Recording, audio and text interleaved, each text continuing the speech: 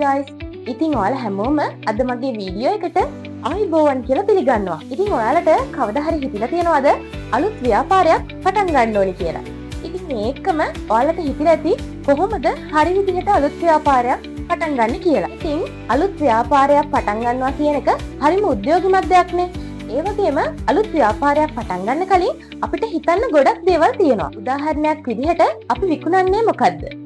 ඒ වගේම අපි ගනුදෙනුකරුවන් සොයාගන්නේ කොහොමද? ඒ වගේම ව්‍යාපාරය ආරම්භ කිරීමට මුදල් කොපමණ වගේ ප්‍රමාණයක් අවශ්‍ය වෙනවද?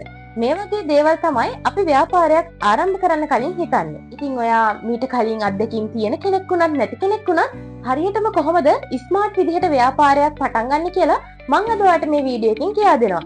එහෙනම් අපි යමු දැන් අපේ වීඩියෝ එකට. ඉතින් මේකේ පළවෙනිම දේ තමයි ඔබේ ව්‍යාපාරයට අදහසක් තෝරා ගන්න එක. මේ ලෝකේ හැම දෙයක්ම ආරම්භ වෙන්නේ මොකක් හරි අදහසකින්. ඉතින් ඔයාට අදහසක් තිබුණම විතරක් බෑ.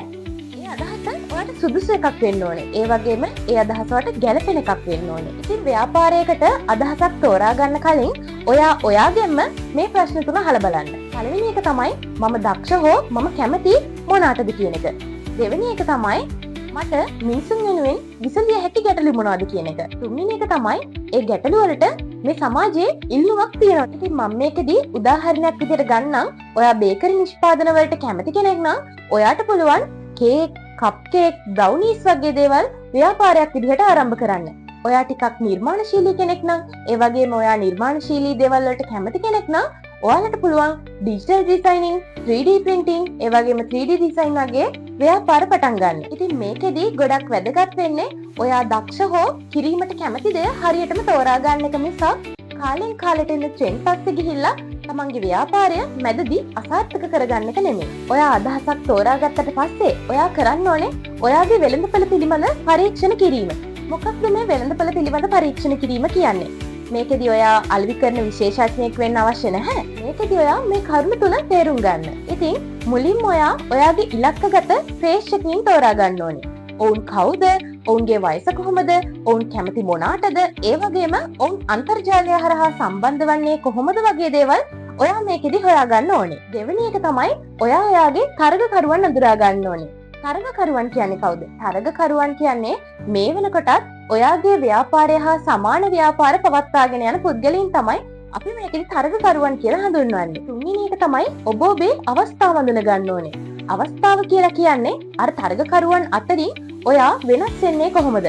කොහොමද ගනුදෙනුකරුවන්ට වෙනස් විදිහේ දෙයක් ඔයා ලබා දෙන්නේ? ඉතින් මෙන්න මේ කරුණු තුන ඔයා වෙළඳපොළ පිළිබඳ පරීක්ෂණ කරද්දී අධ්‍යයනය කරන්න ඕනේ. ඉතින් මේ තොරතුරු හොයාගන්නේ කොහොමද? ඔයාට Facebook, Instagram, TikTok වගේ සෝෂල් මීඩියා තුලිනුත් මේ විස්තර හොයාගන්න පුළුවන්. ඒ වගේම ඔයාට Google පාවිච්චි කරන්නත් පුළුවන්. ඉතින් මේවා මගින් මේ කරුණු හොයාගෙන ඔයාට මේ ව්‍යාපාරය පිළිබඳ, ගනුදෙනුකරුවන් පිළිබඳ අදහසක් ලබා ගන්න පුළුවන්. ඉතින් මම මේකෙදී ඔයාලට උදාහරණයක් අරන් එන්නම්. මිනිසුන් අතින් හදන සුවඳ ගහන ඉටිපන්දම් වලට කැමතියි. නමුත් ඔවුන් ඒවා ඉක්මනින් දිය වෙලා යන නිසා වැඩි මිලදී ගැනීමට පෙළඹෙන්නේ නැහැ. ඉතින් ඔයාට පුළුවන් ද මේකට විසඳුමක් යෝජනා කරන්න. එහෙම වුණොත් අනික් ගනුදෙනුකරුවන් අනිකුත් තරගකරුවන් ළඟට යනවට වඩා ඔයා ළඟට පැමිණේ කියලා මම හිතනවා. ඉතින් ව්‍යාපාරයක් පටන් ගැනීමේදී අපි කරන්න ඕන තුන්වෙනි දේ තමයි ව්‍යාපාරයට අවශ්‍ය බජට් එක ප්ලෑන් කරන එක. දැන් අපි මුදල් ගැන කතා කරමු. ඉතින් මේ සැලසුම් කිරීම ව්‍යාපාරයකදී ඉතාමත් වැදගත් කොටසක්. ඉතින් අපි මේ ව්‍යාපාරයක් පටන් ගැනීමේදී මේ ඉතාමත් සරල විදිහට පටන් ගන්න ඕනේ. මුලදී විශාල මුදලක් ආයෝජනය කිරීම එතරම් අත්‍යවශ්‍ය කාරණයක් වෙන්නේ නැහැ. දැන් අපි බලමු කොහොමද ව්‍යාපාරයට අයවැයක් සැලසුම් කරගන්නේ කියලා. මේකදී ඔයා මුලින්ම කරන්න ඕනේ ඔයාට යන ආරම්භක පිරිවැය ලයිස්තුගත කරන එක. ඒ කියන්නේ ඔයාට අවශ්‍ය අමුද්‍රව්‍ය, ඇසුරුම්, ඒ වගේම ලෝගෝ ඩිසයිනින්, ඒ වගේම උපකරණ වගේ දේවල් වලට ඔයාට යන පිරිවැය ඔයා ලයිස්තුගත කරන්න ඕනේ. ඊළඟට ඔයා මාසෙකට ඔයාට ව්‍යාපාරය වෙනුවෙන් කොපමණ මුදලක් යොදවන්න පුළුවන්ද කියලා තීරණය කරන්න ඕනේ. ඉතින් මේකෙදී ඔයා අලෙවිකරණය සඳහා අනිවාර්යයෙන්ම යම්කිසි මුදලක් තියාගන්න ඕනේ. උදාහරණයක් විදිහට ඔයාට දැන්වීම් පළ කරන්න පුළුවන්. ඒ වගේම සෝෂල් මීඩියා බූස්ට් කිරීම වැනි දේවල් ඔයාට මේකෙදි භාවිතා කරන්න පුළුවන්. ඒ වගේම මේකෙදි ඔයාගේ බජට් එක සීමිතයි නම් ඔයාට ලෝගෝ ඩිසයිනින් වගේ දේවල් වලට Canva වගේ ෆ්‍රී ප්ලැට්ෆෝම් පාවිච්චි කරන්න පුළුවන්. වීඩියෝ නිර්මාණයට CapCut වගේ මෘදුකාංග, ඒ වගේම වියදම් නිරීක්ෂණය කිරීමට Google Sheet වගේ දේවල්, ගනුදෙනුකරුවන් සොයා ගැනීමට Facebook, Instagram, TikTok වගේ social media ඔයාලට පාවිච්චි කරන්න පුළුවන්. මම මේකෙදි ඔයාලට කියනවා ඔයාගේ business idea එක ටික කාලයක් පරීක්ෂා කරලා බලනකම් ඔයා මේකට විශාල මුදලක් ආයෝජනය කරන්න එකපාරේ යන්න එපා. ඇයි දන්නවද මම එහෙම කිව්වේ? අපිට ව්‍යාපාරයක් පටන් ගැනීමේදීම ව්‍යාපාරය පරිපූර්ණ කිරීමට අවශ්‍ය වෙන්නේ නැහැ. අපිට ඕනේ ව්‍යාපාරයේ ප්‍රගතිය වගේම ක්‍රියාත්මක වන දේවල් ඉගෙන ගන්න එක. ඉතින් ව්‍යාපාරයක් පටන් ගැනීමේදී ඔයා හතරවෙනියට කරන්න ඕන දේ තමයි build your brand. එහෙම නැත්නම් ඔයාගේ වෙළඳ නාමය නිර්මාණය කර ගැනීම. ඉතින් වෙළඳ නාමය කියන්නේ මිනිසුන් ඔයාව හඳුනා ගන්න ආකාරය. ඔයාව මතක තියාගන්න ආකාරය. ඉතින් මේක නිකම්ම නිකන් ලෝගෝ එකක් විතරක් නෙමෙයි කියලා අපි හොඳට මතක තියාගන්න ඕනේ. ඉතින් මේක තුල ඔයාගේ කතාව, ඔයාගේ ස්ටයිල් එක, ඔයාගේ වයිබ් එක මේ වගේ හැම දෙයක්ම අන්තර්ගත වෙලා තියෙන්න ඕනේ. ඒ වගේම මේක මතක තියාගන්නට පහසු වෙන්න ඕනේ. ඒ වගේම අර්ථවත් වෙන්න ඕනේ. කෙටි නාමයක් වෙනවා නම් ඒක තවත් හොඳයි. ලෝගෝ එකක් නිර්මාණය කර ගැනීමේදී ඔයා වර්ණ තෝරාගද්දී ඔයාගේ ස්ටයිල් එකට ගැලපෙන ප්‍රධාන වර්ග දෙකක් හෝ තුනක් භාවිතා කරලා ලෝගෝ එකක් ඔයාට නිර්මාණය කරගන්න පුළුවන්. මේකෙදි අපි වොයිස් ගැනත් හිතන්න ඕනේ. මොකද්ද මේ වොයිස් එක ගැන හිතනවා කියන්නේ? ඔයා ගනුදෙනුකරුවන් සමග කතා කළ යුත්තේ කොහොමද? ඔයා මේකෙදි ඔයාටම ආවේනික ක්‍රමයක් හදාගන්න ඕනේ. ඒ කියන්නේ ඔයා ගනුදෙනුකරුවන් එක්ක කතා කරන්නේ මිත්‍රශීලී විදිහටද? එහෙම නැත්නම් විනෝදජනක විදිහටද? එහෙම නැත්නම් සම්භාව්‍ය විදිහටද වගේ යන එක. ඉතින් මේකෙදි ඔයාට ගැලපෙන විදිහට ගනුදෙනුකරුවන් එක්ක කතා කරන්න. මොකද මම TikTok වීඩියෝ වල දැකලා තියෙනවා ගොඩක් ව්‍යාපාර content creatorලාගේ voice පාවිච්චි කරලා තමන්ගේ වීඩියෝස් අප්ලෝඩ් කරනවා. එයාලට මුදල් ගෙවලා එයාලගේ voice cut අරන් තමයි තමන්ගේ අලුත් ව්‍යාපාරයේ වීඩියෝ අප්ලෝඩ් කරන්නේ. ඉතින් මේකෙන්ම ඔයාලට හිතා ගන්න පුළුවන් voice එකට social media තුල තැනක් තියෙනවා කියන එක. ඊළඟ එක තමයි consistency කියන්නේ.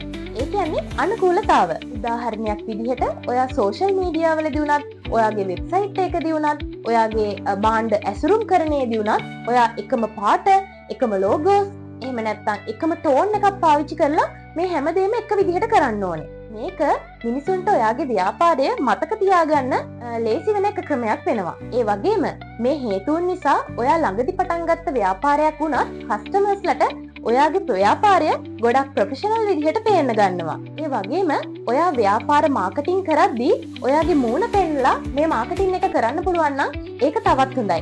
මොකද මිනිසුන් භාණ්ඩ එක්ක වඩා මිනිසුන් එක්ක ඉක්මනින් සම්බන්ධ වෙනවා. ඉතින් ව්‍යාපාරයක් ආරම්භ කිරීමේදී ඊළඟට ඔයා හිතන්න ඕන දේ තමයි මාකටිං ඇන්ඩ් සෙලිං කියලා කියන්නේ. දැන් ඔයාගේ බ්‍රෑන්ඩ් එක ලෑස්ති. ඒක මිනිසුන් අතරට යැවීම තමයි අපිට ඊළඟට කරන්න තියෙන්නේ. මුලින්ම අපි ෆ්‍රී ප්ලැට්ෆෝම් වලින් පටන් ගමු.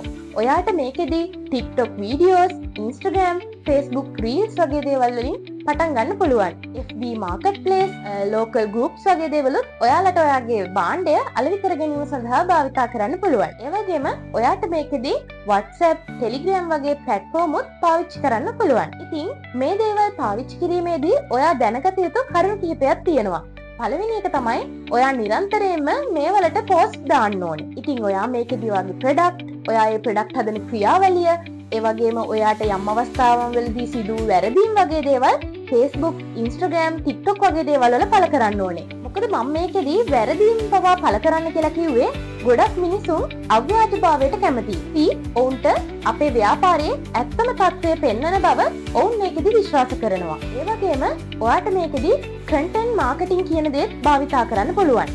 මේකෙදී ඔයා භාණ්ඩ විකුණන දේම කරන්න එපා. උගන්වන දෙයක් හෝ විනෝදාස්වාදයක් ලබා දෙන දෙයක් ප්‍රේක්ෂකයින්ට ඔයා මේකෙදි ලබා දෙන්න ඕනේ. උදාහරණයක් විදිහට ඔයා සබන් නිෂ්පාදනය කරන කෙනෙක් නම් ඔයාට පුළුවන් සම ආරක්ෂා කර ගැනීමට ඔයාලා මොන වගේ දේවල්ද කරන්න ඕනේ වගේ වීඩියෝ TikTok, Instagram, Facebook වගේ දේවල් වලට අප්ලෝඩ් කරන්න. ඊට පස්සේ අවසාන වශයෙන් ඔයා කරන්න ඕනේ crack, improve and grow කියන තුන. ඉතින් ඔයා විකුණුම් ආරම්භ කරාට පස්සේ ඔයා ඉගෙන ගන්න එක නතර කරන්න එපා.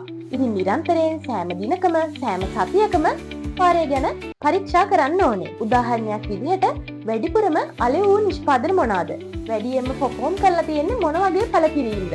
ඒ වගේම කස්ටමර්ස්ලාගේ feedback මොනවාද? මේ වගේ දේවල් ඔයා නිරන්තරයෙන්ම පරීක්ෂා කරන්න ඕනේ. ඉතින් මේ තොරතුරු ඔයාගේ ව්‍යාපාරය දියුණු කර ගැනීමට ඉතාමත් ප්‍රයෝජනවත් වෙනවා. ඉතින් කුඩා ව්‍යාපාරයක් කියන දෙය එක රැයකින් සාර්ථක වෙන්නේ නැහැ. මේ කුඩා ව්‍යාපාර අපිට සාර්ථක කරගන්න පුළුවන් වෙන්නේ ටිකෙන් ටික අනුකූල වීම, වැඩි දියුණු වීම වගේ දේවල් කරලා. ඒ වගේම ඔයා ව්‍යාපාරය පවත්වාගෙන යාමේදී යම් දෙයක් ක්‍රියාත්මක වෙන්නේ නැත්නම්, ඒ වගේම අලෙවිකරණය අඩු වෙලා නම් ඔයා තවත් දෙයක් උත්සාහ කරලා බලන්න. උදාහරණයක් විදිහට වෙනත් නිෂ්පාදනයක්, නව මිලක් වගේ දේවල් ඔයා වෙනස් කරලා බලන්න. ඉතින් මම අද මේ වීඩියෝ එකේදී ඔයාලට කොහොමද ව්‍යාපාරයක් ස්ටෙප් වශයෙන් ආරම්භ කරන්න කියලා කියා දුන්නා.